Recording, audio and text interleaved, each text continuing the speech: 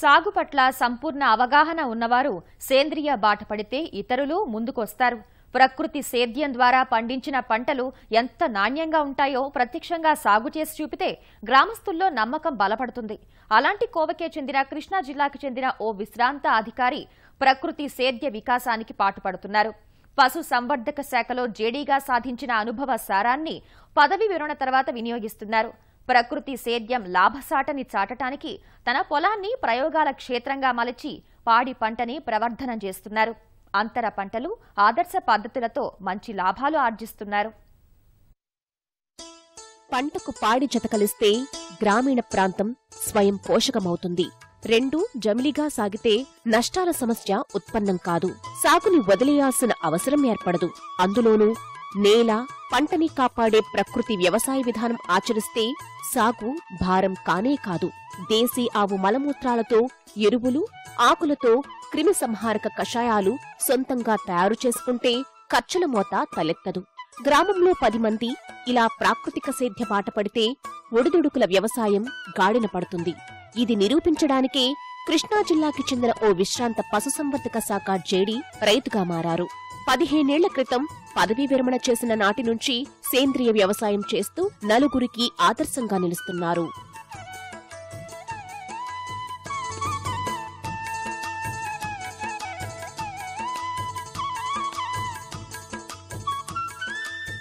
విష రసాయనాలతో భూమిని నిర్వీర్యం చేసి రసాయన అవశేష పంటలతో ఆరోగ్యం గుల్ల చేసుకోకుండా ప్రకృతి సేద్యంతో విశ్రాంత అధికారి మధుసూదనరావు కూరగాయలు పండిస్తున్నారు. శాశ్వత పందిళ్లతో తీగజాతి కూరగాయలు, కొబ్బరి తోటలో అంతర పంటలుగా వంగ, పచ్చిమిరపతో పాటు పచ్చి రొట్ట, ఎరువుల పంటలు సాగు చేస్తున్నారు. ఘన, జీవామృతాలు వాడి పామాయిల్లో మంచి దిగుబడి సాధిస్తున్నారు. రసాయనాలకి దూరంగా సాగు ఎలా చేయవచ్చో తన పొలాన్ని ప్రదర్శన క్షేత్రంగా చేసినట్లు మధుసూదనరావు వివరిస్తున్నారు.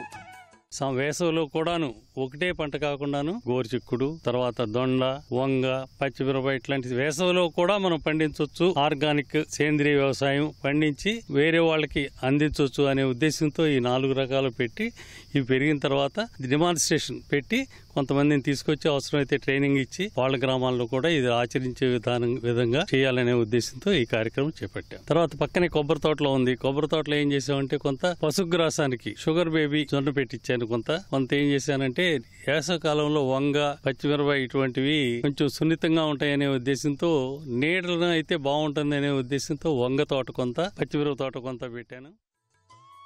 పాడి, పంట రెండు ఉభయ తారకాలు. ఒకటి లేకుండా మరొకటి మనుగడ సాగించలేవు. ఈ సత్యాన్ని గుర్తించిన విశ్రాంత జేడీ 2 పశువులతో స్వగ్రామంలో డైరీని ప్రారంభించారు. అంచెలంచెలుగా పోషణ చేసి ఇప్పుడు 50 పశువులని వృద్ధి చేశారు. ఒంగోలు జాతి ఆవుని ప్రకృతి సేద్యానికి, జెర్సీ ఆవులు, గేదెలను పాల ఉత్పత్తి కోసం ఉపయోగిస్తున్నారు. ఒక 6 years నుంచి ఇక్కడ ఈ విలేజ్ లో ఈ డైరీ స్టార్ట్ చేశారు. ఒక 2 animals తో. అది 2 animals వల్ల ఇప్పుడు ఇంతవరకు పెరిగింది. ఒక 20 animals అయినాయి. 20-25 animals తో నడుస్తుంది ఇప్పుడు డైరీ. ఒకదాని మీద ఒకటి ఆధారపడితేనే అది లాభదాయకంగా ఉంటుంది. కానీ ఒకటిగా ఉంటే మాత్రం అంత లాభంగా రాదండి.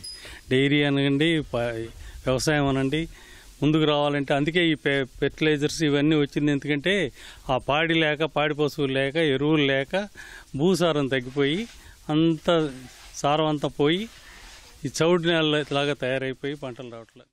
వ్యవసాయ, ఉద్యాన, పశుసంవర్ధక శాఖలో పనిచేసే ప్రతి ఒక్క ఉద్యోగి, అలాగే పదవీ విరమణ చేసిన వారు తప్పకుండా ప్రకృతి సాగు చేయాలని మధుసూదనరావు సూచిస్తున్నారు. ప్రస్తుతం పనిచేసేవారు కొద్ది విస్తీర్ణంలోనైనా సాగు చేసి సొంత పంటని ఆస్వాదించాలని కోరుతున్నారు.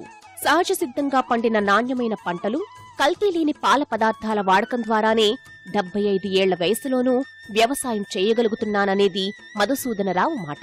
ఇదే స్ఫూర్తిని ఇతర శాఖల్లో పనిచేసే ఉద్యోగులు అందుకుని ప్రకృతి సేద్య బాట పట్టాలని ఆశిద్దాం.